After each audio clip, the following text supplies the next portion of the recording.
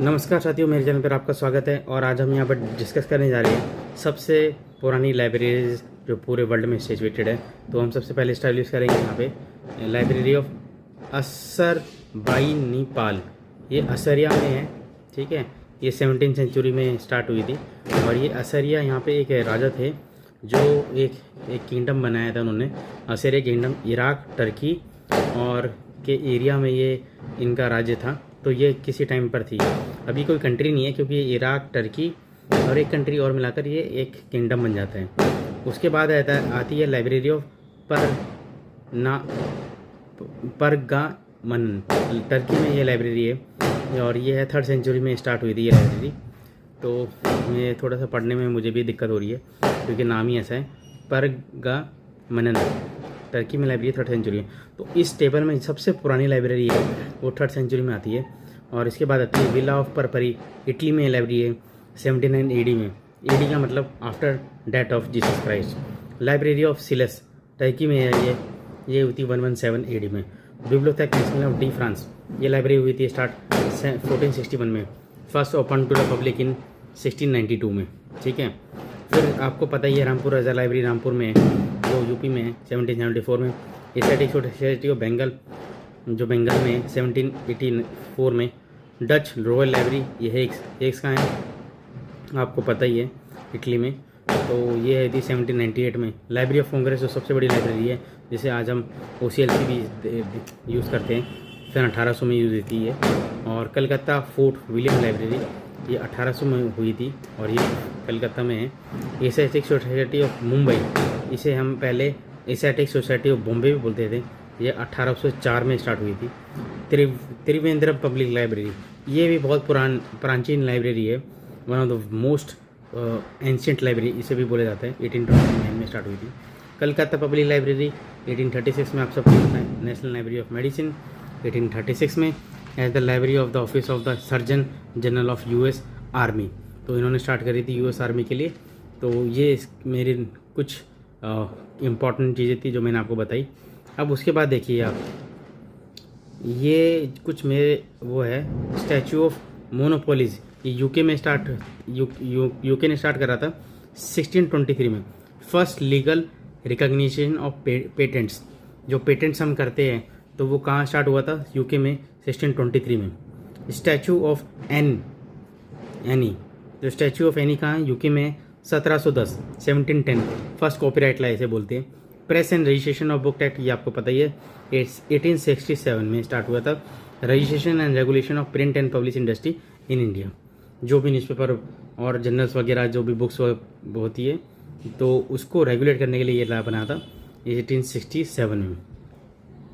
Freedom of information act 2002 में establish हुआ था। Was enacted to empower citizen by providing access to the information under the control of public authorities, ये freedom information act था। RTI act अब 2005 में आया था, सबको पता है। लेकिन इसके बाद एक खास इंपॉर्टेंट चीज़ है, फ्रीडम ऑफ इंफॉर्मेशन एक्ट 2002 में आया था, which was later repealed by RTI act 2005। वो वापस ले लिया गया था और उसकी जगह लेटर RTI एक्ट से बदल दिया गया था 2005 में। पास्ड कब हुआ था, ये 12 मई 2005 को। एंड रिसीव्ड प्रेसिडेंशियल एसेंट, उसको राष्ट्रपति के द्वारा मान्यता प्राप्त हुई थी कब, 15 जून 2005 को। और उसको ये लागू कब से हुआ था, came into force on 12 October 2005, okay. और ये देखिए मार्क्सवादी ट्रीटी कब स्टार्ट हुई थी, 2013 में। 2013 provide copyright exception to make accessible format copies of publish work for usually impaired, जो विजुअली इम्पेयर्ड होते हैं उनके लिए कॉपीराइट एक्सेप्शन हमने मार्शल ट्रीटी के थ्रू किया था। New press and registration of periodical act 2023 में आया था। Aim to simplify the procedure for starting a newspaper और प्रिंटेड पब्लिकेशन इन इंडिया। अगर किसी को नया पब्लिकेशन न्यूज़पेपर स्टार्ट करना है तो वो new press and registration of periodical act start हुआ था। आप सभी को पता है न्यूज़पेपर भी एक पीरियडिकल के अंदर आता है।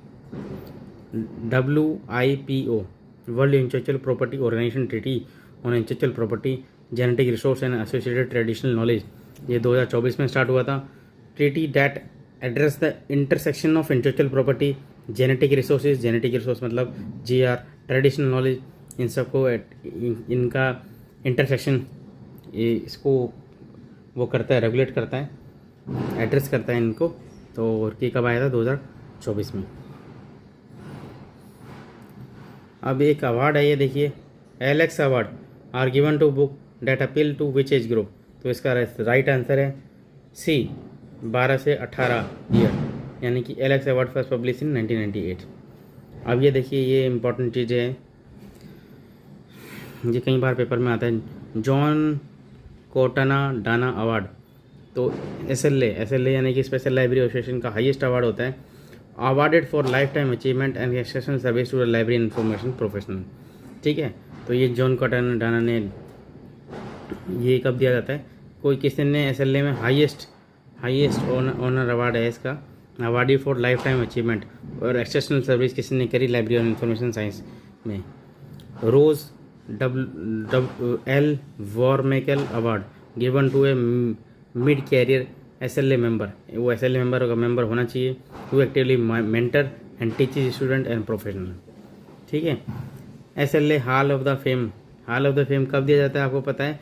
जिसने वो जो SLA का मेंबर हो और अपने लास्ट ईयर में हो, यानी कि रिटायरमेंट के एज पे, at the end of their career for significant contribution to their association कौन सा? SLA का। James M Matarazzo rising star award, ये रिकग्नाइज करता है outstanding SLA member early in their career, यानी कि जिसने अभी भी सर्विस स्टार्ट करी है SLA में और 1 से 10 साल के बीच में क्या है उसका कैरियर, वो शो लीडरशिप पोटेंशियल, उसके अंदर लीडरशिप पोटेंशियल है।